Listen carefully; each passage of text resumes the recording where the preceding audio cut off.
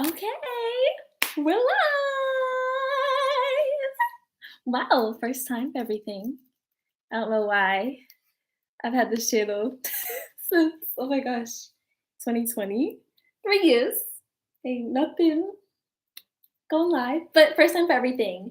And particularly, as I'm sure you've already guessed by seeing the title of this video, the thumbnail, that I particularly wanted to go live today for the first time on my channel to mark and to acknowledge this kind of historic day in my life. A year ago today exactly, November 12th, 2022, I was robbed of about 95% of my material possessions. Basically, my life and objects were stolen from me. And I'll show you guys too. Let me find it real quick. It was 3 suitcases worth. So can you guys see that? Oh, it might be too bright. There you go. So 1, 2, 3. All of those suitcases were stolen from me in Athens, Greece, where I, at the time, was staying there and was making plans to live there long term. And so I thought, obviously, when I shared about my time living there and what happened and what's happened since then, I've gotten a lot of questions about, like, girl, what happened? How'd that happen? Blah, blah, blah, yeah. And so I think, to be honest with you guys, I was quite anxious to talk about it and would still get very emotional when talking about it. But now, with it being a year exactly later and so much has happened since then, I feel at peace and comfortable talking about what led up to the day, and then the events that have transpired since then, or yeah, post the day, and what lessons I've learned and how I've grown as a person from the day I got robbed. So, that's a little teaser of what's to come. Let me put in the chat, I guess, what I'm going to talk about. And two, if anyone's watching or while you're watching this live or if you're watching this recorded, say hey, you know what I'm saying? Let me know where you're watching from. I'm always curious. First time going live and sharing, verbally reflecting on my life 1 year after getting robbed. All right. So, 1 year. Well, I hope that might go after getting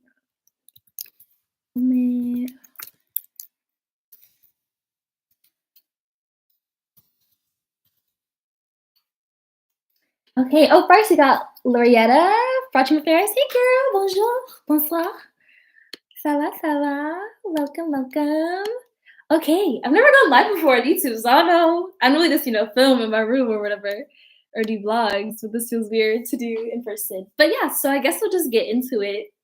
And then to you guys, if you have questions, and I want to hear back from you guys as well throughout this, feel free to interrupt me, quote unquote, chime in, type away in the comments. We can make this interactive as well. But yeah, so let's get into it. So first, there's so much that happened, and the reason why I wanted to do this live as well, so I didn't have to overthink it, but there is a lot to give context to leading up to the day I got robbed. So I'm gonna do as best as I can to speed it up and go through this, but bear with me. So to give context, I'm gonna speed through some parts. I moved to Paris in September 2020, for those who are new. Moved there for my master's degree. I studied marketing and communications at the American University of Paris for 2 years. Graduated May of 2020. And my family was there, my ex-boyfriend was there. It was a great day. I didn't get to graduate with my bachelor's degree because I graduated during COVID, so we had a Facebook graduation. So it was this really great closure of me having that in-person moment, throw my cap in the air, pictures, that great, just real closure. Perfect day. And then about 2-3 weeks later, my family was like, hey, Sav, hey, Samantha, either you're gonna come home once this little Italy in Paris, SavvyC in Paris thing was cute. We need you to come home, get a real job, start your real life, or we're no longer going to, give you financial help when you need it. And so I decided to stay in Europe, wanted to pursue my dreams of starting a business, live here. I worked so hard to learn French, to get my capital, número sécurité sociale, like just all these things that I worked on to establish myself in Europe, to make friends, meet my ex, like all these things to really establish myself in Paris and France, and then just making Europe feel like home as a whole. And so, with that happening in June, then fast forward to August, I got a job offer, but it just didn't work out, didn't feel right, and just in my gut told me no. So I turned that down. Then I moved out of my apartment August 31st. So I moved my apartment August 31st. I didn't have a job prospect. I just got my new visa at that time that allowed me to stay in France and this Europe for one more year to either get sponsored by a job or start a business. And ironically enough, it's just totally, I forgot completely that the next day, September 1st, there was a one-way flight for me booked from Paris to Athens. I'm not going to mention other people's names, so I'll just say them or whatever. This person bought me a one-way flight to help them move in to what was the American College of Athens or Greece, American College of Greece. So like AUP, but in Athens, right? And so I was gonna help them move in. We are gonna make a cute little weekend out of it, exploring, whatever. And they ended up not going, but I was like, you know what, I'm gonna go because they reminded me when I got an email reminding them about the ticket. Okay, let me speed this up. I'm taking too much time. All right, so I took a one-way flight from Paris to Athens, September 1st. Loved it right away. I felt seen by people, felt understood. The weather, food, affordable. English is always spoken, mais je parle français, hein, but like just I felt instantly comfortable, exactly what I needed after months and months and months of just feeling really misunderstood and critiqued and just not heard. And so I decided then, while staying in the hostel for the first time, meeting digital nomads, meeting people who travel full time, that I'm going to stay in Athens and try to make it work. Through talking to people, I got a job working where they needed someone to build their branding and social media for a business they were opening up. I said, no worries, I'm your girl. All I need is just, weekly income and housing and meals. They gave that to me, boom. So I had a job, I had housing, I was getting paid weekly in cash. It was all under the table too, which wasn't the best, but hey, it did the trick.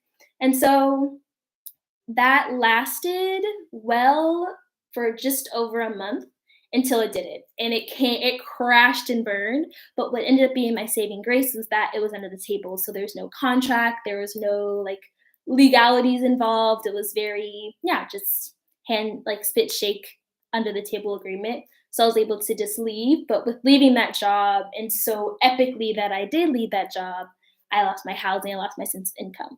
But thankfully, at that time, I was taking Greek lessons, I was applying to other jobs, and I was starting to hear back from like actual for real corporate jobs that would use my major.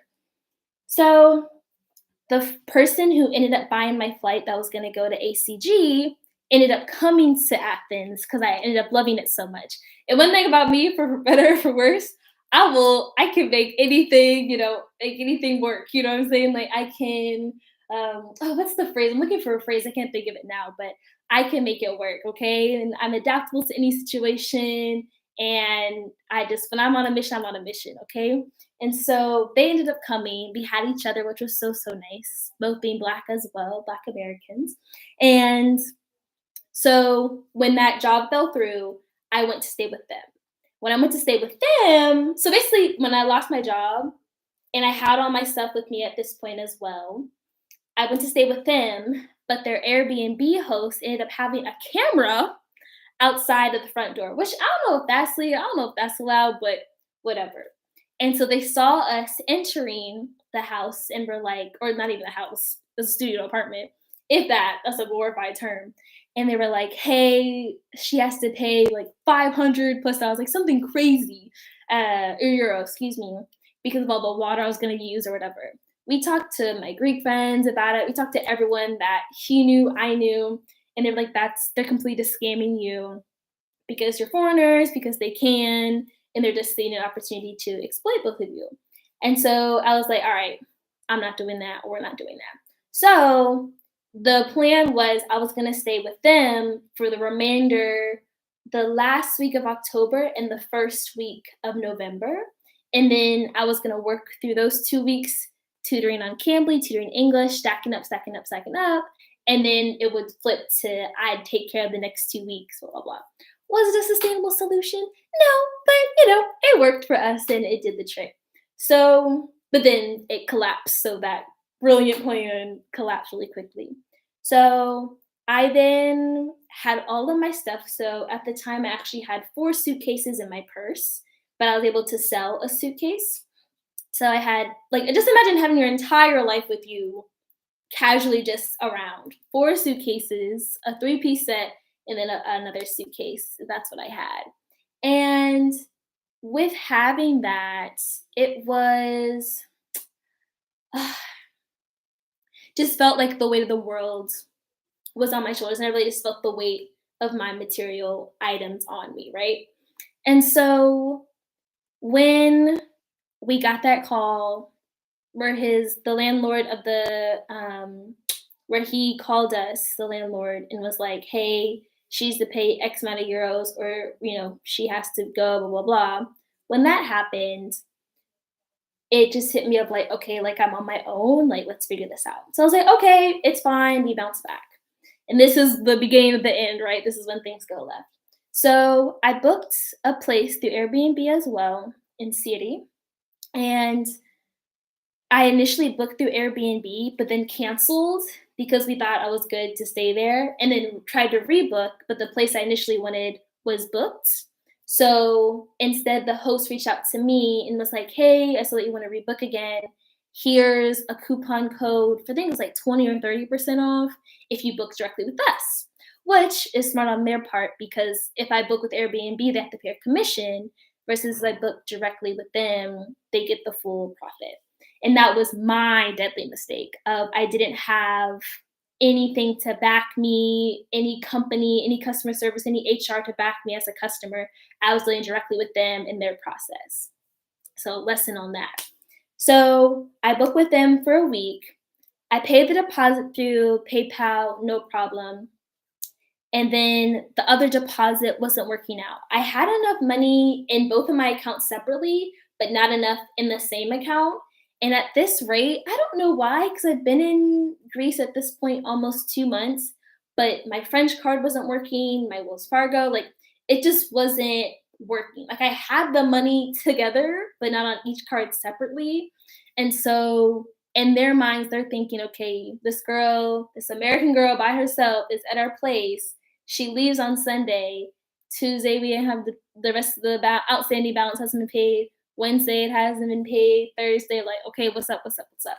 So I'm telling them, explaining them as best as I can, like, hey, this is why it's an issue. And they're not hearing it.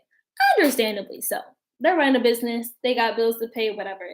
And I'm convinced too that with a lot of these places that they are not, how do I say this, like they're kind of always in debt almost, or like they're barely breaking even. That's kind of my running theory with places like this. But anyways, so they need that money. They were like, "Can you get it in cash?" "No, I can't get it out in cash." "Can you do this?" "No, I can't do that." "Can your family send it to you?" "No, because my family at this point, told me that I'm on my own financially. They're not going to throw me any bones because I've made my choice to stay in Europe. I was like, no, I'm on my own financially speaking. So then it comes to, I think it was Friday. They were like, okay, can you send it to us this way? I tried it, wasn't working. Can you try it this way? It wasn't working. So then they reach out to me on Friday evening saying, hey, Saturday morning, Saturday, November 12th, dun, dun, dun, around 10 in the morning, a housekeeper's going to come, ask for the cash for your outstanding balance, pay that, then we're fine. which I then expressed to them. And I wish I kept those text messages. Oh, I wish I kept them, but it is what it is.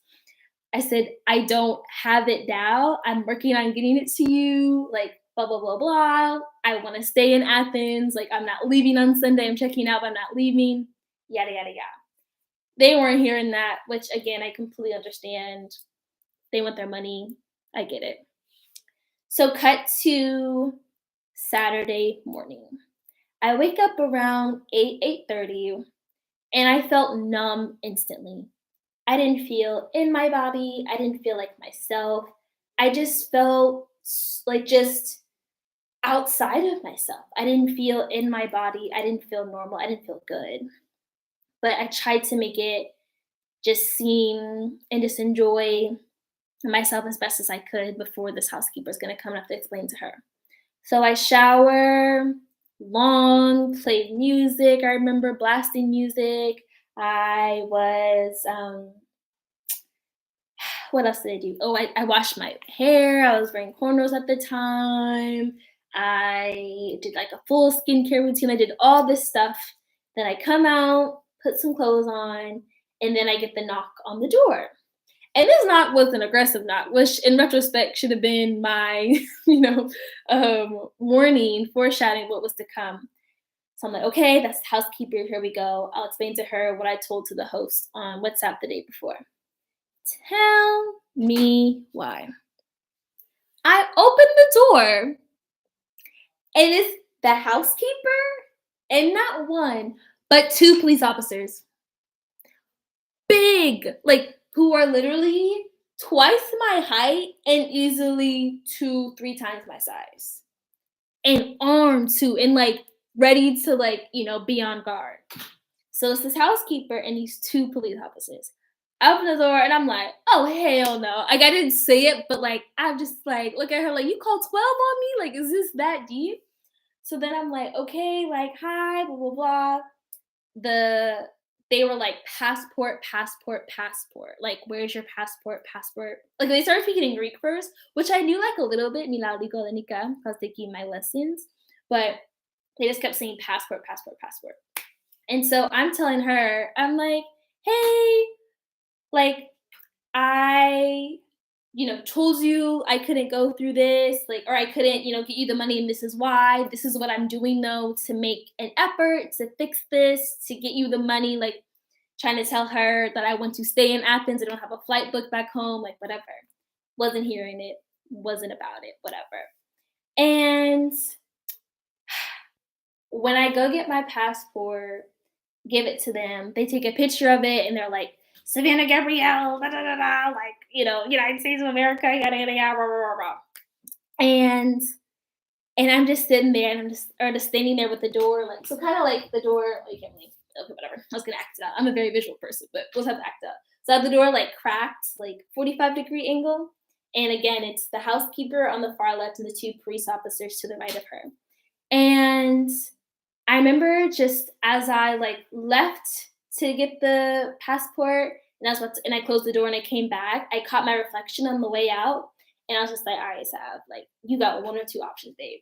One, I can go full, like, not Karen per se, because I'm not a white woman, so that's not going to fly anywhere in the States, let alone internationally. But I was like, I can go, damsel in distress, start crying, freaking out. Why are you doing this to me? Like, I'm, a 25-year-old, or I was 24 at the time, like a 24-year-old teenage girl. I'm by myself, blah, blah, blah, like damsel in distress.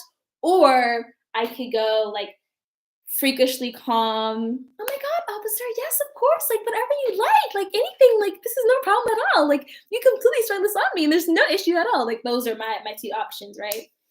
And so I decided to go with the second one. Also, too, important context for what's going on in the world at this time. While this was happening, Brittany Griner, who, let me show you a picture of her if you don't know who that is.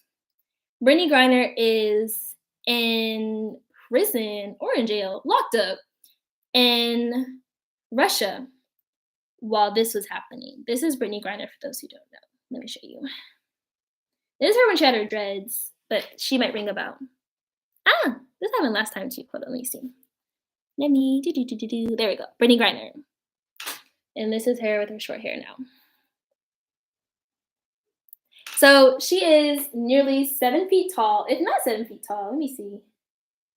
I think, yeah, she's 7 feet tall, if not 7 feet tall.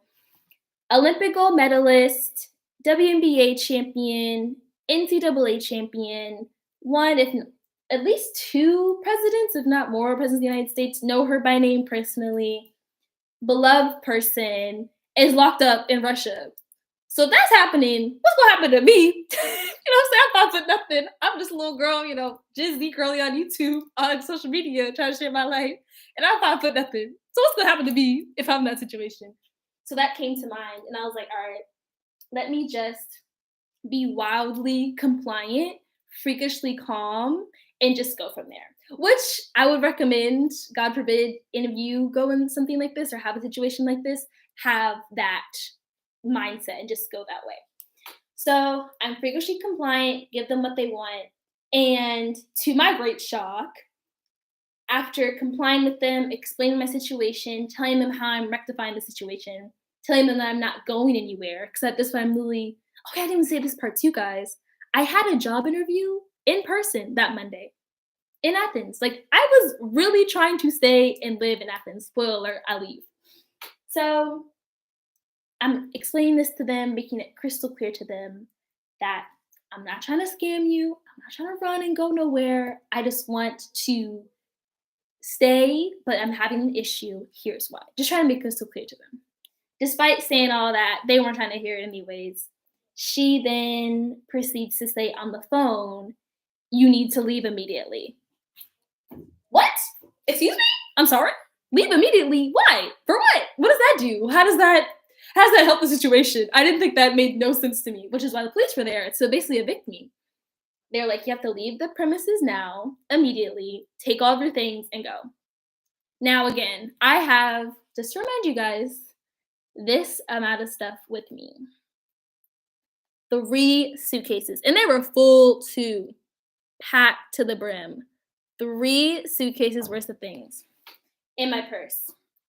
Had to take all that up with me and just go. Go where? With who? With what means? Nothing. They're like, get out. And so I was like, okay, like freaking out. But again, I'm like, let me just be calm. Let me just not fight. Because if this escalates, if this gets physical, it's a wrap for me. Because Brittany Grada's in jail. I'll be there as well. I'm being Greek jail. It's the last thing I need. So go in the room. The police officers leave at this point because they're like, oh, okay, like she's harmless, she's fine, whatever, blah, blah, blah, work here's done. Boom. Oh, I didn't say this as well. Before you go back in the room, this is important. It was, looking back, it was a very MC threat, but they did say that if I were to leave the country, since now that they took a picture of my passport, that I would be like arrested or would be barred from leaving the country. I don't know if I believe on it. I don't know if that's true. I don't know if they have the grounds to do that, but that's what they said to, like, scare me, quote unquote. Whatever. So they say that. Then I go to the room with the housekeeper, and she is throwing my stuff in suitcases. Like, literally just so disrespectful. Like, she literally is just throwing my things, like, picking up something, throwing it, picking up something, throwing it. Going to the bathroom, taking all my skin supply, like going through all the drawers, like just because I've been in this place for almost a week at this point. Like I really was living there, had stuff set up, I was filming, I was finishing my Greek lessons. Like I was really living in this place and just trying to get my life on track after losing my job, not being able to stay with the friend that booked my one-way flight to Greece. And then now I had a job interview on Monday in person. I gotta, look presentable and look, prepared for, right? So she throws all my stuff, we pack up. At this point, too, she's kind of getting mad at her boss, who's on the phone with her, and kind of mad with me how we need to speed this up because she has to go to her other job. Which, like, no offense, honey. What that gotta do with me? You see my problems. I got stuff, I'm working out as well. So, like, we're both having, a bad day. And I kind of felt bad for her because she had to stick around. And her boss was like, no, like, don't leave her out of your sight. Like, don't let her go to your sight. Blah, blah. So we pack all of my stuff. We go outside. The elevator, of course, was acting a fool. So we had to do like one. It's kind of funny looking back. I can laugh at it now a year later. Just something out of a movie is the best way I can describe this. Oh my gosh, it's almost at 30 minutes. Let me speed this up. Sorry. Okay. One by one, we take the stuff downstairs. Then we're on the street. She goes left and I'm going right. And last thing she said to me is like, where are you gonna go? Girl, where you think I'm gonna go, honey? I don't know, love. Where you gonna go? I just got evicted and you called 12 on me. And where you think I'm gonna go? Like, it's common sense. Come on now. I said, now you're showing compassion. It's a little too late for that now, girl. And she was like, good luck. I said, please, save it. Save it. So she go to her other job to the left. So in my mind, I'm thinking, okay, let me go back to the hostel that I stayed at and was really comfortable with and knew about the first time I got to Athens, September 1st, first place I stayed. I know most of the staff. Let me go back there, have Wi-Fi, figure out the situation. Because at this point, too, that day, of course, my SIM card hit a month, so I was out of it completely. So I didn't have service anymore.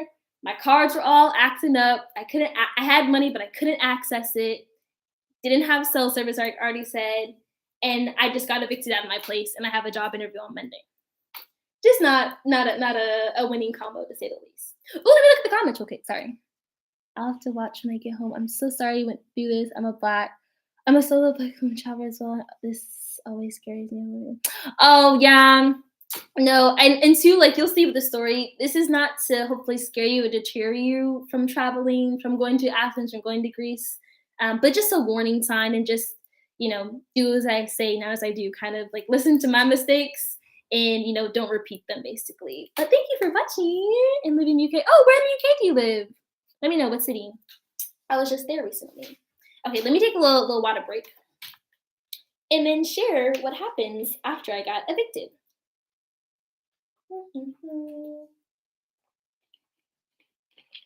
All right, so from traveling and just living abroad, I feel like a big key skill that you learn is adaptability. Just whatever life throws at you, whether that be bureaucracy, housing, getting pickpocketed, getting robbed, whatever comes your way, whatever life throws at you, you kind of can adapt to it. So as I'm sitting there outside of the place with my 3 suitcases in my bag, I'm going, okay, what can I do? Where can I stay tonight? That was like my first. I was like, where can I stay tonight? I need a place to stay that's indoors, so I'm not homeless tonight. And I thought of someone. I'm not gonna say names like I said before, but I thought of someone. I was like, oh, bet. Let me reach out to them. I knew fellow Black American. Actually, they're Puerto Rican or that's Black. I don't know. That's a little thing. But anyways, fellow American that I was cool with. To this day, we have never met, but they are very much real. And I thought of them. I knew they were Ivan hopping from watching their Instagram stories. I was like, oh, bet. They also lived in Athens at the same time. They found me through TikTok, and we were supposed to meet up, but we never did. I was like, ooh, let me see if I can reach out to them, stay at their place for the weekend from Saturday to Tuesday, and then figure out life after this job interview. So, because this was the second job interview too. I forgot to say that. So I knew like I got the job. Like basically they're calling me back for a second time. Like I'm in my bag. I'm gonna get this job. So I have to walk to the hostel to get Wi-Fi so I can call this person and ask them if I can stay at their place since I just got evicted.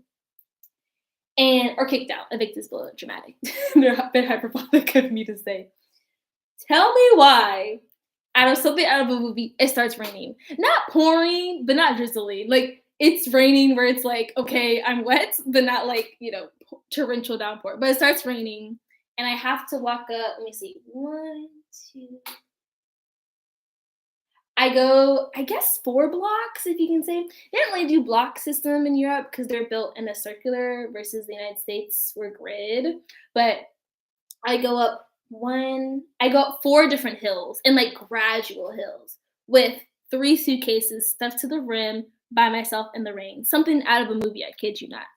So what I'm doing is I take my biggest suitcase first, which is well over 50 pounds. Like those huge like checked bags, you know what I mean, of like a set. I would take that first, go all the way up the hill, leave it at the corner, go back and get the other 2 suitcases, do the second hill, take the biggest suitcase first, go all the way up the hill. And it's gradual hills too, but you would feel it. Gradual up the hill, leave it at the top, then go get my other stuff.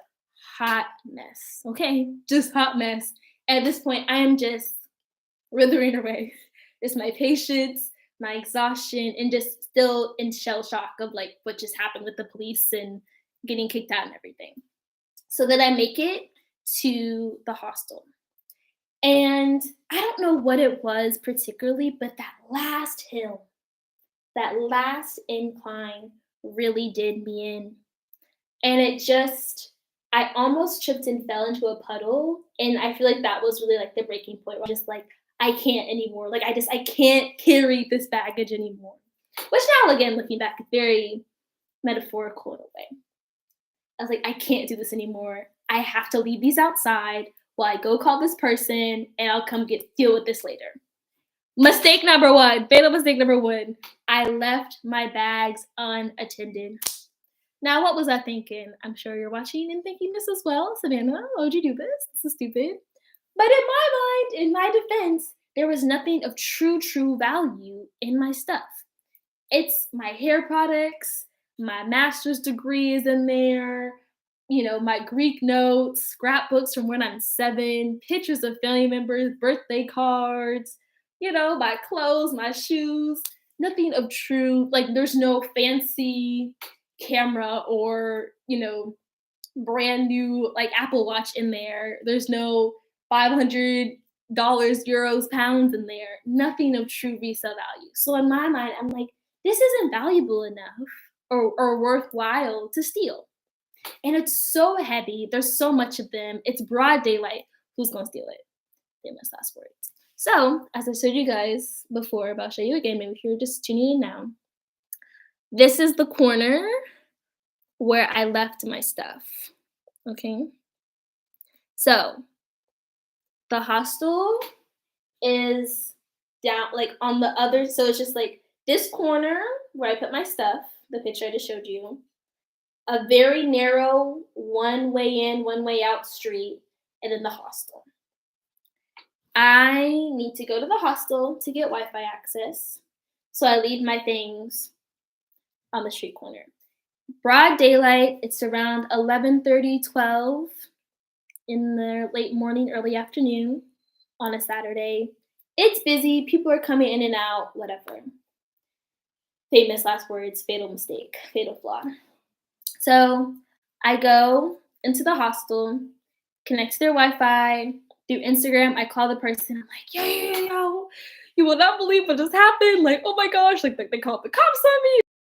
And like, I don't know what to do. I have all my stuff with me. Like, can I please? I see your island right now. Like, can I please just stay at your place till Tuesday? Like, I got a job interview. I might get paid on Tuesday. Like, just let me just kind of stay with you or just stay on your couch or something, blah, blah, blah. They said, yes, of course. Oh my gosh, can that happen to you? Like, anything, like, that's fine. Let me just reach out to my roommates first, get their approval, and then I'll get back to you. They get back to me like right away, or what seemed right away. And they're like, yes, actually be perfect. They're all, ironically enough, this person was from the States as well, but all the roommates were from France. They're like, oh, like they're all French, so love to meet you, blah, blah, blah. You can practice your French, blah, blah, blah. Gave me his address, gave me the codes for his roommate or for the doors and all the, like everything, how to get there, instructions, whatever. I was like, whew, okay. They just got kicked out of my place, but all is well. I found a place to stay. And 2, they said I can stay there as long as I'd like because they were going to be there island hopping for I think the next 2 or 3 weeks. So like, stay there. We have a cleaner that comes once a week. I'll tell her you're coming, blah, blah, blah. So I was like, whew, okay. Eventful morning to the start, but it's fine. It's going to be all right. I remember those like the last things I like told to myself. Now, to be fair, in my mind, I thought I was there for all of 5, maybe 7 minutes. You can round it up to 10 minutes, but maybe I was there longer. I really don't know. Time at that point became so irrelevant. But anyways, the time that I turned my back on my stuff, crossed that little bit of a street, entered, had that conversation, had those 2 conversations, and got back out, it was as if my suitcases disappeared. Like, are you guys familiar with MCU and like Thanos and stuff? Like, when it was Infinity War, where Thanos did the snap and everyone just started turning into dust. It was just like that. It just seemed as though it just turned invisible. I didn't hear any suitcase wheels. I didn't just sense any movement or commotion. It just completely turned to dust, just gone, poof, disappeared. And I remember in that moment too thinking, like I was before with the cops that got called to me that morning, I can handle this one or two ways. One, I can go to the police, report this immediately, show them the picture that I took, which I'll get to that in a second. Show them the picture that I took, explain what happened, yada yada yada, use my little, legal and nikah. Or two, I can go Jason Bourne style, hit to the streets. And guess what I did? Hit the streets. Let me take some more water. Oh my gosh, it's going so long. Oh, I'm so sorry, guys. Hey, bear with me. Just, hang out, drink some water with me. But spoiler, it ends good. It comes around. I gotta go for the bad to get to the good. It ends good. It ends in a happy ending. I'm smiling about it now. So, what I thought was so strange and odd, but now in retrospect isn't quite strange or odd, is that I had the urge to take that picture before I left my stuff there. Something just came over me in my gut that said, take a picture of the stuff before you leave it here. And I remember too specifically locking my stuff. I was like, oh, look, I'm locking my suitcases. Like, I leave on the corner. It's a public place. It's heavy. Who gonna jack me? The guy, they did. But something told me to take a picture of them. And in doing so, I had, a wanted, lost and founds poster, quote unquote, in the making, having that picture. So I then go straight Jason Bourne mode. If you guys know who Jason Bourne is, it's a character played by Matt Damon and originally Matt Damon and the guy again from Marvel, from the Avengers. That's the Arrow. Oh, I don't know that. Jeremy, right? Jeremy, I think his name is. I don't know. Anyways, I go full that mode. I said, all right. I said, they couldn't have gone that far. They couldn't have gone that far. I'm going to find them. So I first go. The hostel didn't have cameras facing that direction, but there was a restaurant that did. So I go to the restaurant first. I'm like, hey, you have a camera. Does it go this direction? The camera didn't go that direction. Dang. Then I go to the hostel. They didn't have any cameras. Then I go to the other restaurant. They didn't have any cameras. There's no cameras facing that corner, which just my luck. So I was like, all right, I got to take to the streets. Now, important context as well. I didn't know it at the time, but I know now and then some that hostel where I was staying was right on the edge. I mean, I'm talking right on the edge of Monastiraki, which that's where the square is. At the top of the hill is where the Acropolis is. That's the heart of Athens tourism, right? So Monastiraki and then Omonia. Now, Omonia is like the elephant's graveyard, right? It's like a place where everyone tells you not to go. Terrible, bad people are there. That's where a lot of drugs and prostitution and trafficking and just, gang violence, everything, really bad area in Omonia. But I didn't know that because I stayed right on the edge. And my experience at that hostel was so positive and I was meeting great people, but it didn't connect and click in my mind that I was at the edge of something that was so, so dark and so bad and just a very short 5, not even 10-minute walk away from where I was so comfortably having so much fun, enjoying myself, was all this really just dark, heartbreaking, how else would I say? Yeah, just dark, heartbreaking, malicious activity. Let's say it like that was taking place. So, but I learned that day, okay? Because this day seemed like it never ended. So I knew going to the cops was going to waste time, and they were just going to give me the run around, especially after dealing with the cops that morning. I was like, the last thing I want to see is another Greek police officer. So I took to the streets, And I went to every shop that I saw and I was like, yo, showing them, this picture that I had. You seen this? Nay, oihi, peace. Like, whatever, right? Then I'm walking around, found this one guy. I don't want to say his name. Let me not say people's names. So this one dude, let's keep up with the MCU thing. Let's call him Thor. I meet this one guy named Thor. Let's call him Thor. Thor owned a big and tall for men store. Thor is from Pakistan, but moved to Athens in 1998, which is hilarious. We found out later on because he moved there the year I was born.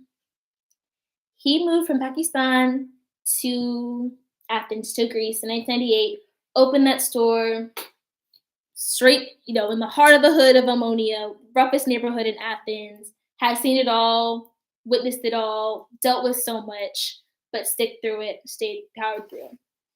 I break it down to him of what happens, and he's like, the thing that happened to me happens all the time. So that kind of hurt my feelings, but also gave me comfort of what happens to me is a textbook example of people.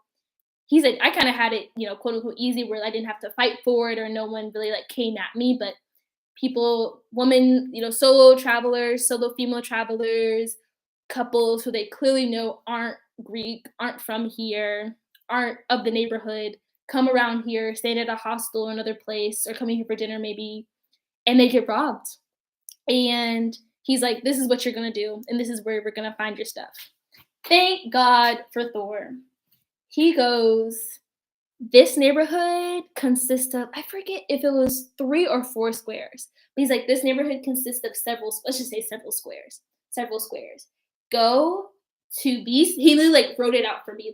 Go to these streets up and down, go to these squares, go look under everything, above everything, and look in every single trash can. And he broke it down. This is how it works.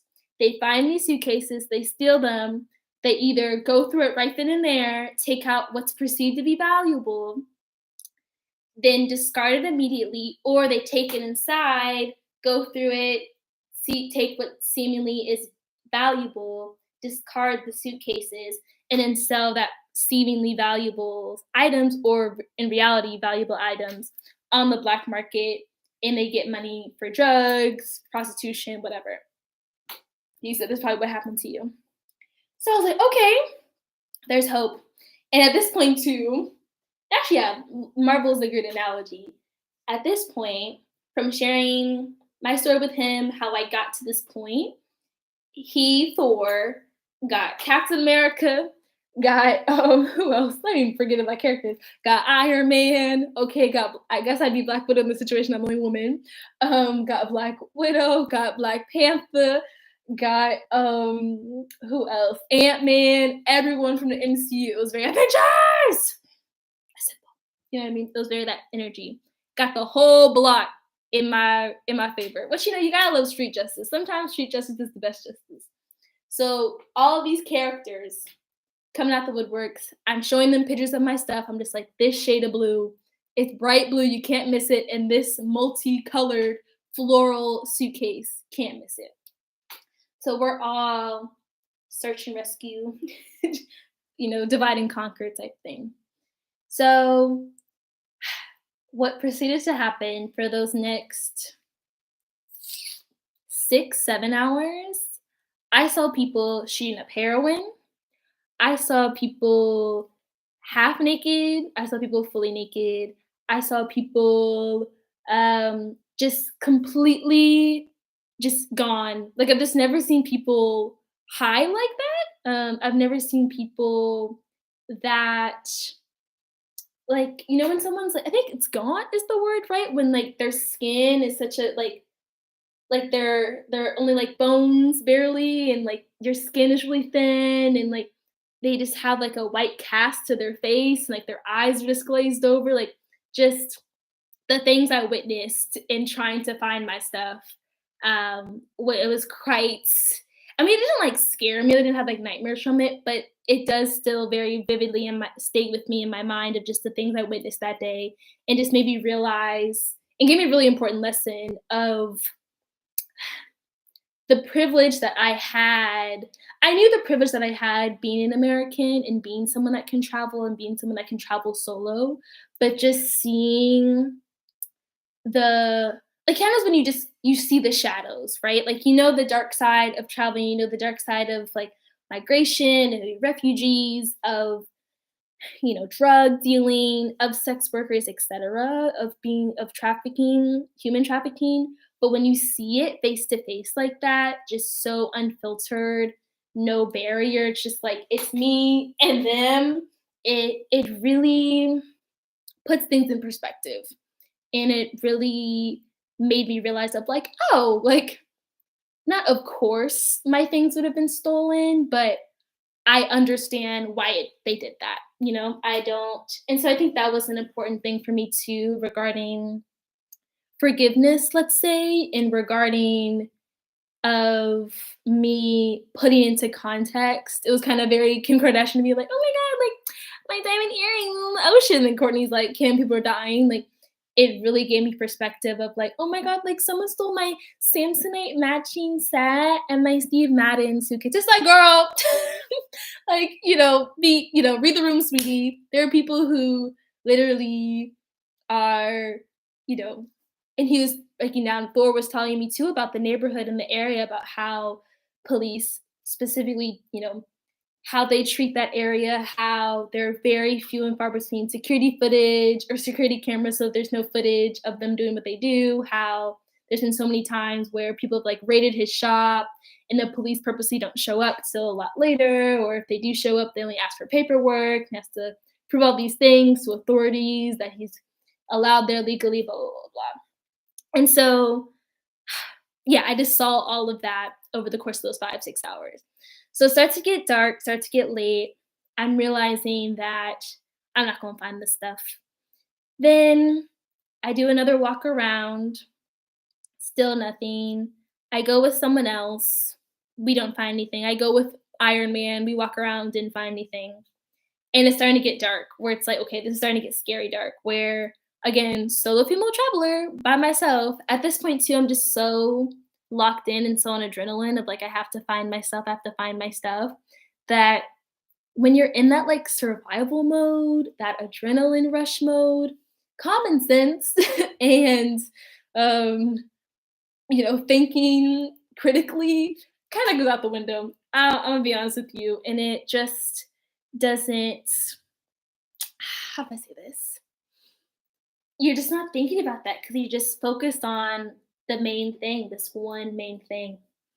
And I was like, I have to get my stuff back because I have a job interview on Monday. That was just all I was thinking about. And I was like, I don't know who's in my way or who's going to stop me, but we're going to find it. So at this point, it's around 7:38 in the evening. It's pitch black.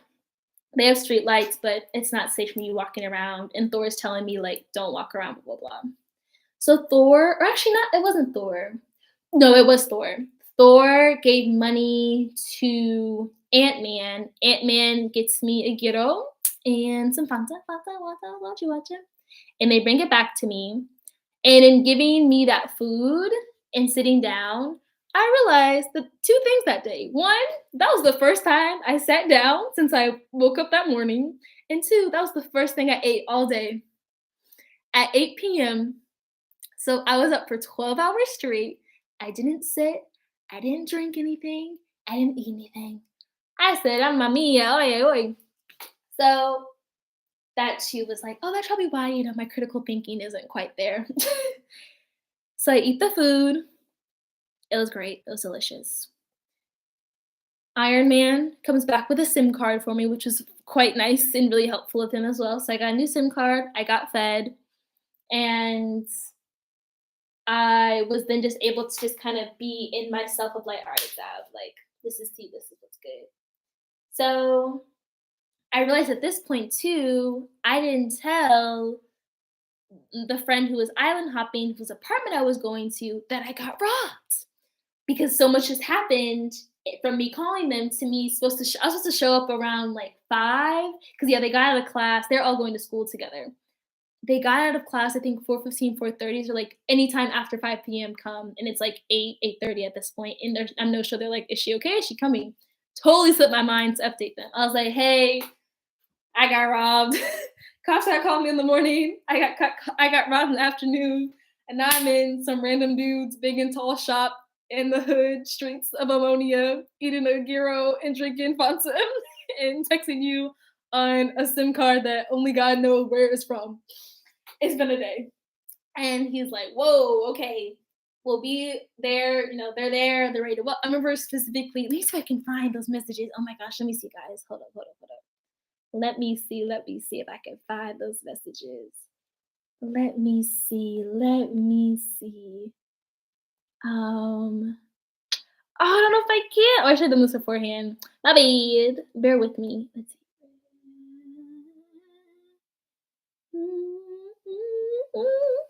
If I say their name, let me not do that. Oh no, I can't find it. It's kind of annoying, a very first world problem, but just something that happens to me a lot.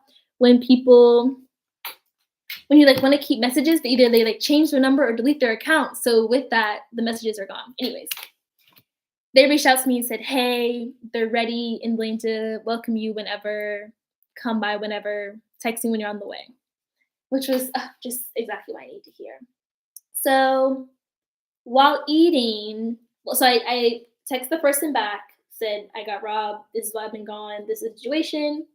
Then I start eating the food. While I'm eating the food, Thor sits and talks to me. And Thor put me on so much game and basically just said, "Look, kid, I literally moved here the year you were born. I've been around the block and then some. Knowing what I know now, don't waste your life." Oh, let me not cry. Oh man. Okay, let me not cry. Let me not cry. Let me not cry. Let me not cry. He was just like, "Don't waste your life chasing something or trying to do something out of spite or out of like payback, I guess." Like it's hold, let me just gather my thoughts for a second. He's like, I know what you're going through. I see where you've been. It's not worth it. It's a dead end road. Leave now while you can." And kind of just told me about living in Greece, living in Athens specifically, how things work if you're a foreigner, the landscape of it all, and just how it ultimately is it going to be worth it or just not like this. Like you can come, I remember he's like, "You can come back to visit, island hop, whatever, but just not like this. Don't start your life, don't live your 20s like this." And I'm really glad he told me that. And I'm really glad that I had that time with him just to think about that and just kind of explain how, I went from, I had this apartment in Paris, I was studying and with my ex-boyfriend, and like I had this great life for myself. And then it just seems like after I graduated, and then that summer after I graduated, just everything, this like beautiful sandcastle ended up being that I built and worked so hard to sustain and keep and protect just came crashing down. And I was just saying how I was like just determined to not go back home and to not go back to the States. And like if I go back to the States, then I'm giving up and I'm letting my family win, quote unquote, and I'm just giving in. And I'm just like, it's not hard, it's just a challenge and all this stuff. And he's like, "No, kid, like just go back home, regroup, you'll figure it out." So from there, I was with Thor until Thor closed the shop. An important note as well, when I realized and when I started kind of like being like, "Oh wow, I really got robbed." Imagine the outfit you're wearing now being the only thing you own. Just imagine that. Imagine you're just the only like, what you're wearing now. So the shirt you got on, the drawers you got on, the socks, the underclothes, everything you got on is the only thing you had on. It didn't click in my mind of like, "Oh, this is the only bra I own now. Only pair of underwear, only pair of socks, only like I had a sweater and a skirt, some tights, my shoes and my socks. That's all I owned in my purse, which I will talk about later. So he very kindly, from a big and tall men's store, gave me this coat. Was trying to give me some shoes, but they're all way too big. Gave me this coat, and everything else was too big for me, but gave me a coat, which was more than enough. And then we went to the metro station together, and Thor got off 2 stops before I did to go to. I didn't give my other person's name a name. Let's call them. What's a good name? Professor X. To go to Professor X's house. So I get to Professor X's house around 10:30 in the nighttime. And I get there, and Professor X's roommates are like, "Girl, ça va? Qu'est-ce qui se passe? Oh my God!" Vas-y, on se play. And I just, in sitting down on their couch, seeing them, talking to them, it all just kind of hit me of what I was going through, and I was just kind of playing through and talking through that day. And they're just like, "Well, you're very calm about this. You still look good." Like, they're saying, like, "And you have a place to stay. We're here. Anything you want, have like food, anything, like whatever you see is your, what's mine is yours type thing." And just were really great and welcoming to me. And then I showered, went to bed, and just like cried. I cried for a good, I would say, 40 minutes. And then also too, I filmed this to update people. Because at this point as well, I was like, you know what? Maybe social media could be a good way to track it down. Again, the street justice and Sakaf were going to help me. And this is what I filmed right before I walked into Professor X's house. Hi, everyone. Carispera. So a little updates, show my face and everything. I'm safe. I'm okay. I'm heading to a place for tonight that I'm going to sleep at. My Cosmote SIM card is done for the month. I need to refill it. I don't have money to do so now, and so I need to call people and use my phone and Wi-Fi. And so I left my bags on a corner, and then I went across the street from that corner to use Wi-Fi inside the building. And I know better. I don't know what possessed me. I was just tired, out of my mind. And I was just like, I'm just going to pop in, call this person, pop out. And in that short period of time, all 3 were gone. And they were heavy and big, too. So whoever did it had a car and went to their house because I looked. But in a weird way, I'm oddly at peace. I do really miss the sentimental things, and I hope I get those back. Like, my diploma was in there, and like scrapbooks I've had since like I was 7 years old. I just can't get back. I can't recreate. Everything else can be replaceable. So Okay, I don't know why it ended so abruptly like that, but basically kind of reiterating what I just said to you guys of just coming to terms with it, what happened, blah, blah, blah. So, okay, now. So I was like, all right, Savannah, like, we made it through a new day. We made it through what has been a day fresh out of hell, but we have survived it. We're in a safe place, in a warm place, quiet place. I'm okay. So, wake up the next day. Now,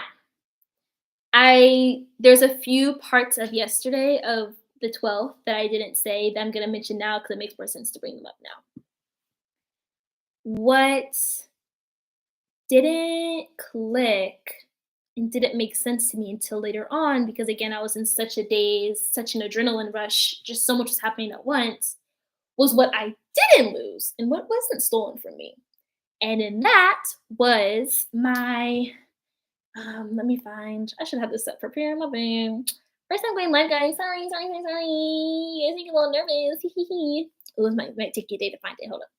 Let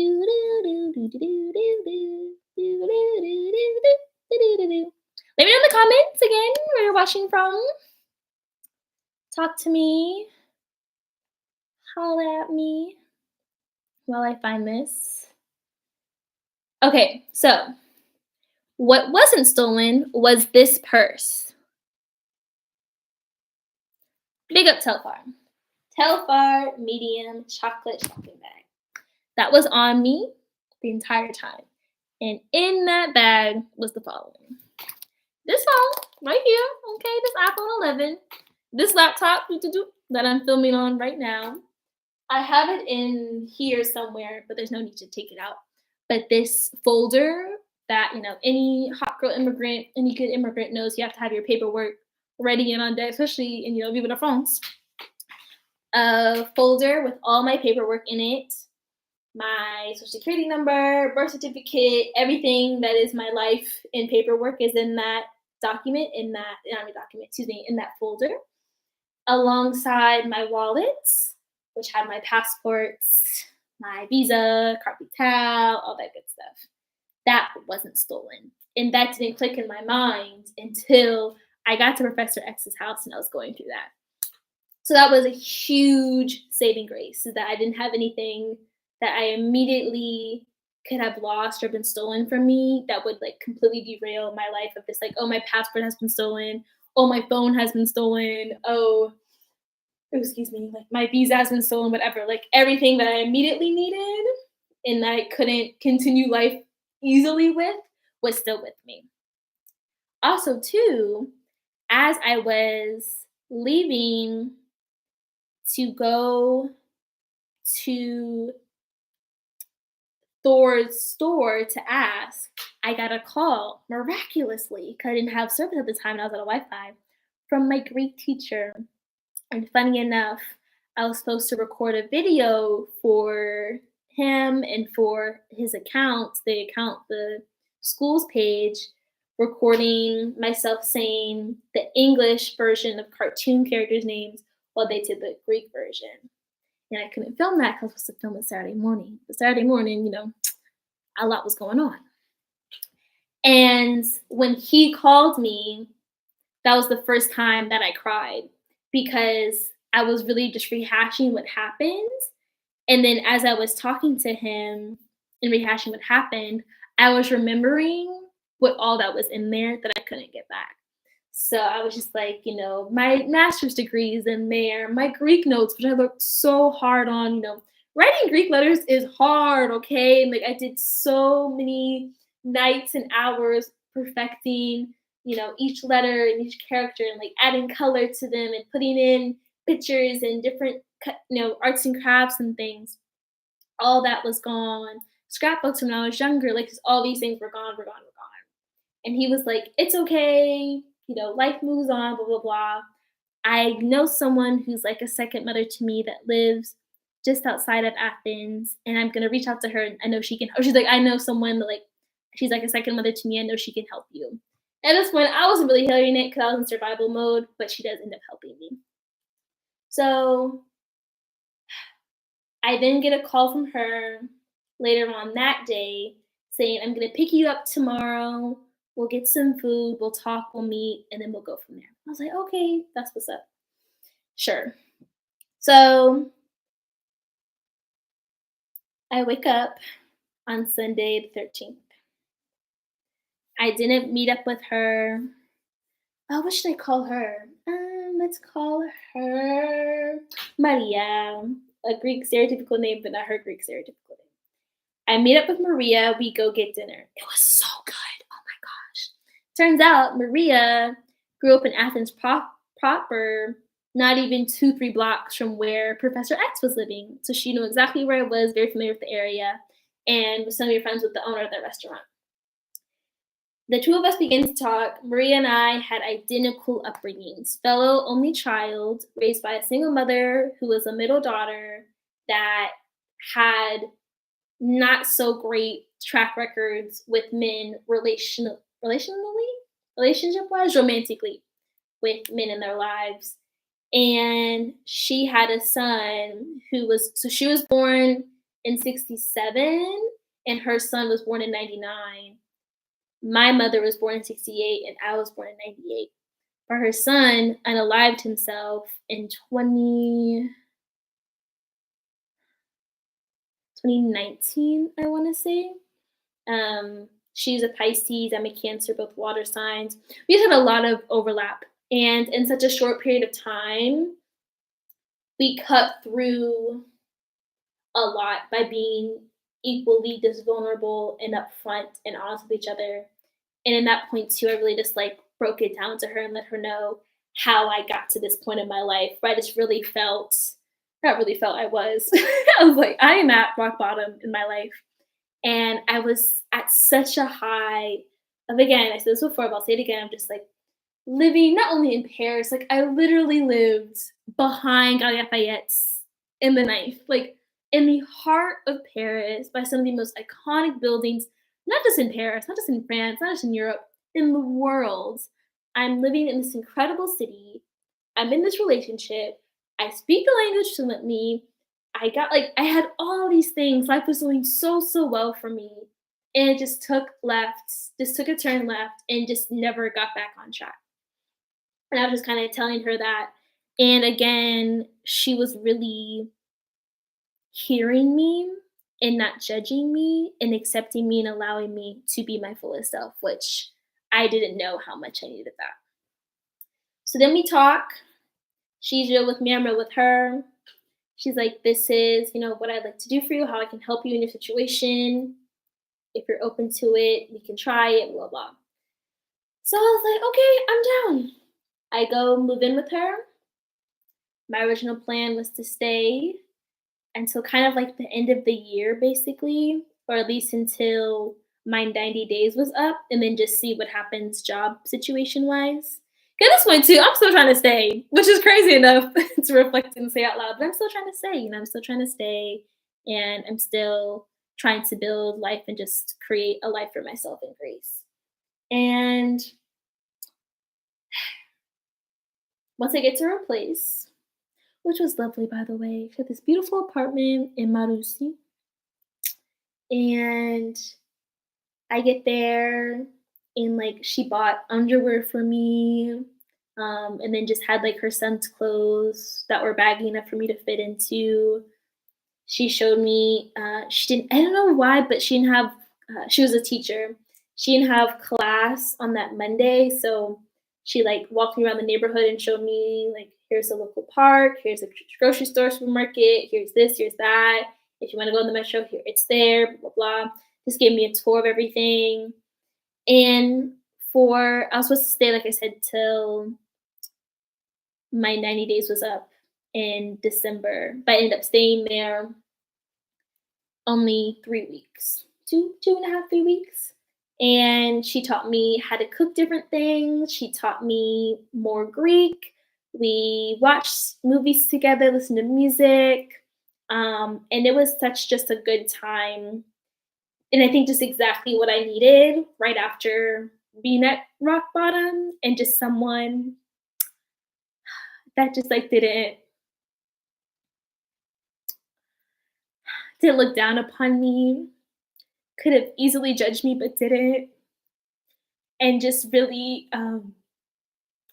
gave me and extended to me humanity and grace and understanding at a time where I felt like a lot of other people in my life just weren't capable of doing that and weren't able to provide that for me. If that makes sense. Oh God, I thought I wasn't gonna cry. Here we are. And between Professor X, Maria, my Greek teacher, Thor, the hostel staff at Selena,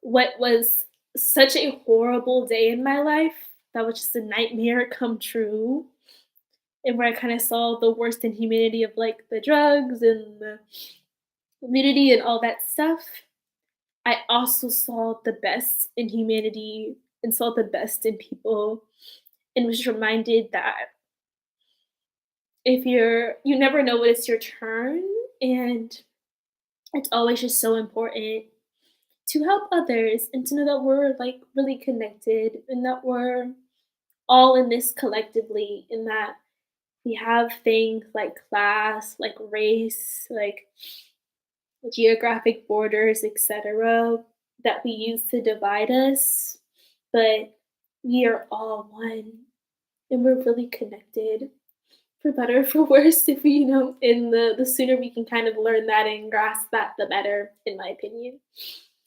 And so she's teaching me how to make bread. She's teaching me about, near future tense, and you know, we're walking around and we're reading kind of like street graffiti, and she's translating it for me. It was just a really good time, and exactly I think is what I needed to not be so down on myself and not really inflict harm upon myself. And I'm really being honest with you. I think if I would have stayed at Professor X's house, kind of quote unquote unsupervised by myself that long, where his roommates were coming in and out like that, and you're being like, hey, I think I really would have. I don't know if I'd be here right now, honestly, if it wasn't for Maria. If I'm really being honest with you, and so I waited until I don't know if it was Monday or Tuesday.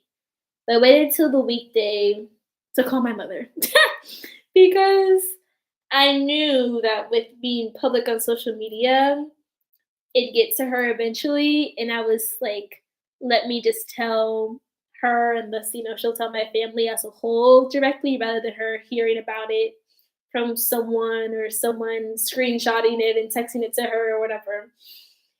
And I think after having, like I said, that dinner with Maria, having multiple cry sessions, having multiple people pour into me and talk to me, I was able to just be.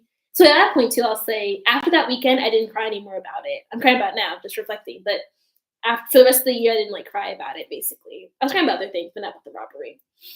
And I told her, and I was the whole time calm, collected, even keel, simple voice, direct to the point, like, hey mom, I got robbed. It was my fault. This is what led up to it. This is how it happened. This is where I'm staying now. This is my plan for the nearby future. I still have a job interview tomorrow, and this is where I'm going from here, blah, blah, blah. And I think, again, with how calm I was and how, yeah, just level headed I was in sharing such news, her reaction mirrored that. And I think if it was the opposite, her reaction probably would have mirrored that or been worse. You know what I mean? So, oh, excuse me, guys. Oh my gosh, it's an hour. Oh, I'm so sorry. It's gonna be the longest video ever. But it's good, it gets to let this out.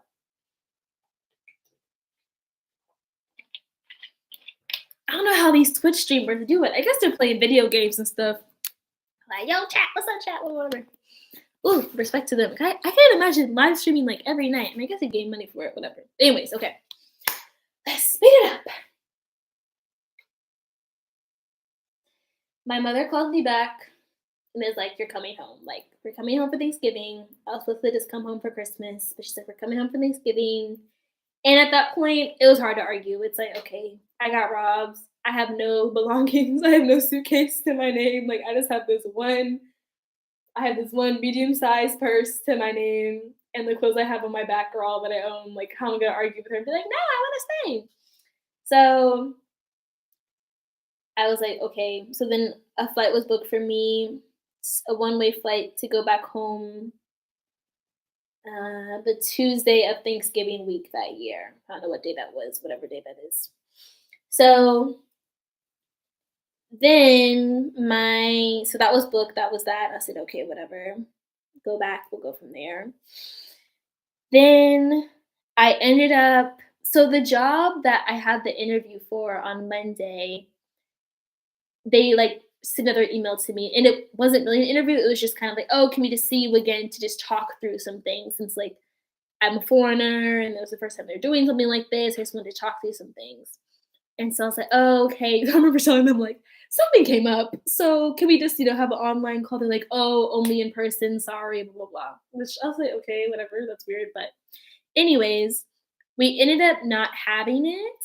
And I got the most cryptic, non-committal job offer in my life, to the point where Maria read over it time and time again. I sent it to my Greek teacher as well. Like, is this the job offer? Is this how this works? And everyone was just equally confused of like, it was just saying like, we want you. you're great. You're exactly what we wanted. We found you on LinkedIn. We messaged you for a reason. But, whatever. It's kind of like, when someone's just kind of stringing you along, it's a touch of gaslighting, but then you're kind of desperate, but then you're not, you're worth to an extent. Anyways, it was a very weird conditional job offer, but I did ended up getting the job. And in getting the job, they wanted me to start, I forget when now, it's not important, but they wanted me to start in December. But I knew I was going back home at this point. So I was like, okay, how do I just like stay face, act like everything's fine? Let's just go back and forth with debates or not debates, litigation of like salary and contracts and stuff like that. So I go back home. Then I had another job offer or a job interview that following Monday after Thanksgiving. It was so funny with that job interview, guys. Tell me why. At this point we're on the call with each other, and it's two ladies. The lady on the right, just before we start, they're sitting, lady on the right, lady on the left. She goes, "I love your TikToks, by the way." And then we start the interview. Gagged. I was gagged. "I love your TikTok." Girl, I'm shook. I'm shook and scared. But like obviously, I'll post something crazy. Like whatever I post, all my accounts are public and the same username, SavvyC for a reason, Whatever I share, anyone can see. Kind of to keep myself accountable in that way. It was just so crazy to see that. Or not see that, to witness that and hear that. And I don't know, that kind of gave me a weird sign of like someone that's interviewing me for a job is like a quote unquote fan of mine or social media. Like that just didn't compute. Like it was just a weird thing. Anyways, after being at home, I ended up staying at home until the new year. It was just clear to me that with this visas and job contracts and how I, on one hand, qualify for like the EU blue card, that my master's degree, since I got a job, like a corporate offer, all that stuff, I had to make 1.5 times the national minimum wage in that country, at least, to get a job, which in Greece, that's like, I think the national minimum wage is 750 euros a month. And I was already going to be making, I think, 1850 a month. And that was a lot. And I'd have to make at least, let me think, so a time and a half. So 750 times 2, that'd be 1500. And then another 750 would be 2250. Yeah, which that's unheard of. Like, that makes no sense. Like, only a CEO would be making that, or like someone working, I don't know, at Google or something with years and years and years of experience, not an entry level master's degree foreigner. And so, since I wasn't going to be making that money from any of the job offers, and they weren't willing, and understandably so, and I get it, it's a catch-22 of me having to put them through a lot, but then I offer them a lot, but also going through the process of going to the embassy, filling out the form, hearing back from them doing their form, sending it back to the embassy, back and forth. It just didn't make sense. It didn't work out. So it was a really tough day and a really bittersweet decision. But I just knew in that moment that when I left Athens and went back to the States, my time in Athens and Greece, at least for that moment in my life, ceased to end. I wasn't going to go back there to work. I wasn't going to go back there to be a digital nomad. My time there ended, and ended for a reason. So I declined all the jobs. It's so funny. And something I've learned, there was a quote, I don't know who said it, I don't know where I heard it, probably through TikTok. And it said, if you want to see someone's true character, see how they react when you tell them no. Or kind of like, when you just tell them, when you don't give them what they want, basically. And with the job, with the lady that was like, oh, like, fan of your TikToks, love watching you, blah, blah, blah, you're so funny. She didn't know that, but you know what I mean? Like, fan of your TikTok, and then she started, like, smiling. they were like, "Oh no, we're so sorry to hear this. Like, we really wanted you to be part of our team. Like, if you're ever interested again, let us know. Like, best of luck with your journey, blah, blah, blah." The other group, the Caritera job, that was sweating me, CEO, all of my LinkedIn DMs, this and the third, ghost. Never responded back to me. And that just really, one, just spoke, you know, volumes that they were, one, just so wishy-washy from the jump, two, not able to just give me a direct answer, and then three, when I don't give them exactly what they want and explain why I couldn't, they didn't have like even the respect or wherewithal to email me back. Just really like affirmed my decision and gave me such a boost of confidence that I made the right decision and not working for them. So here we are now. It's about first, second week of December. Don't got no job. I have no stuff. My entire life is being rebuilt. I'm going to Target and Walmart with my mother buying underwear and socks. We're going to Soma to get bras. Just humbled, okay? Just real humbled. And I'm just like, what is my life? Like, I was doing so well for myself. Top of the world. The world was my oyster. And then I just crashed. I was trying to work at P.F. Chang's, that didn't work. I was trying to work at Bath and Body Works, that didn't work. All this stuff was falling through. However, what was working, and to my great irony, I didn't answer it at the time because I was just so overwhelmed and stressed. But when I was going back through my Instagram DMs, I found a message from this company called Europe's Famous Hostels. And they were like, "Hey Savannah, hope you're well. It's been a while. Are you still interested in making content for us and still working with us?" And to keep things short, I'm gonna make sure this is less than 90 minutes, my goodness. Me following up with that message, that DM on Instagram, led me to getting my job running Europe's Famous Hostels TikTok account for 3 months from March 20th of this year to the end of May of this year.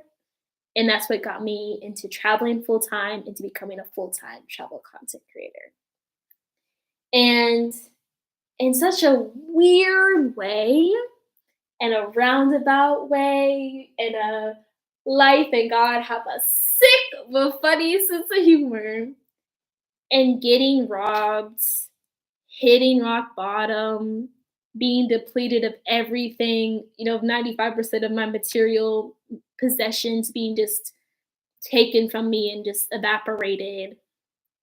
It allowed me to be open and humble and just curious to travel. And I feel confidently that if I didn't have those things, so let's say like if I didn't get robbed, like if I left the hostel, came outside, my stuff was still there, I went to Professor X's house, stayed, I got the job on Monday, I'd still be in Athens right now. And I think I would have been beyond miserable. I really, really do. I think I've been beyond miserable, and I would have been stuck in a situation, stuck in a contract that I couldn't have got out of because it was a 2-year contract. I remember it was at least a 2-year contract. And I would have kind of been maybe mad at myself, mad at the world, what I get myself into, this beautiful place that I love, wanted to stay in so bad, isn't what it all is cracked up to be. And I think with just life so forcibly telling me, God so forcibly telling me, get out, leave now, I wouldn't have been open to that opportunity, to that job, which ultimately changed my life for the better. So yeah, kind of a funny way, roundabout way of saying that and doing that. But now that it's been a year since I've been robbed, I have been to nearly 30 countries and just over 20 in this past year alone because I had a job thanks to hostels, thanks to someone I met in Athens that told me about the company, that introduced me to that world, and that introduced me to what's possible to become a digital nomad, to become a travel content creator, to be able to see and explore and experience so many things on a limited budget and what's possible when you just go out there and say yes to things and just meet people and try things. And I know that this past year, as terrible as it was to start, I needed it so that I can really enjoy what's happened in my life from March to now. So, yeah, in short, as I am very facetious in saying that, that is how getting robbed in Athens, Greece changed my life. And in one of those weird ways of like connecting the dots I was kind of doing beforehand, but it's like graduating and leaving Paris, going to Athens. Going to Athens, I was introduced to digital nomads, to travel content creators. Then I met someone who told me about famous hostels, and I ended up working with the hostel. I was able to see how hostels work, what that culture is like, meeting new people, adapting on the go, going here, going there, going here, but still somehow making it work at the end of the day. Then I applied to Europe's famous hostels. Then I heard back from Europe's famous hostels. And then working with European hostels, they needed someone to run their TikTok account. I love TikTok. I was able to run their TikTok account and then get paid for 3 months and then continue traveling through the summer through the Balkans, then go back to Paris for my birthday, then go to Amsterdam, then back to Paris, decide I want to leave Paris, then go to the UK for 2 months, and then now I'm here in Portugal. I didn't say it earlier. I'm in Portugal now, guys.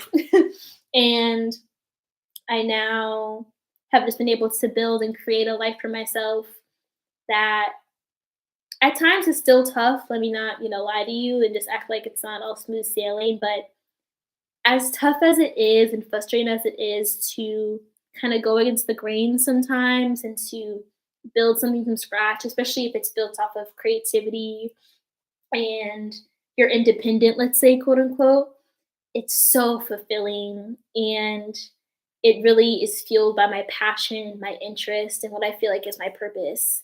And I really feel that if I didn't get robbed a year ago today, I would have either one, really, really struggled to get to the life where I'm at now of like, oh, I want to hang on to my stuff. Oh, I don't want to give up this corporate salary.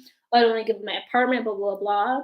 Or two, I would have stayed in those things because of the salary, because of the apartment, because of a relationship or whatever else that keeps someone in one place versus having all of that so dramatically taken away from me. I had nothing to hold on to. And yeah, I had nothing to hold on to, nothing holding me back anywhere. And I think with that, that gave me the confidence and the courage to just go out there and do what I'm doing now and share it with all of you beautiful people. So, for real this time, because I'm about to pass out. Oh my goodness. I don't know if I probably have talking. I can't even talk straight anymore. Talking. I ain't never talked this much for my life. I'm sure I've had conversations this long, but there's someone else with me. So, I'm not talking the whole time. I don't think I've ever spoken to a camera this long before in my 25 years of life, but there's a first time for everything, my friends. So yeah, that's a story. Long story, but I had to finally just get it out, share the full context with you guys of how getting robbed in Omonia in Athens, Greece changed my life a year ago today. So yeah, there's a few of you watching still. Appreciation. It never dropped to 0, so one of you was watching this whole time. So shout out to you. You know who you are. For sticking around and just listening, literally listening to me, then also supporting me and allowing me to do what I love and to see the world, experience it, share it with all of you, and hopefully me sharing my travels and experiences with all of you, it inspires you to at least be curious about the world around you and have a lot of empathy and understanding for those around you. So as always, I'm Cindy Medlow. So wherever you are in the world you're watching this, subscribe for more if you haven't already. Like this video and comment in the replay. And I'll see you guys in the next one. Bye. Have a good night. Bye from Portugal.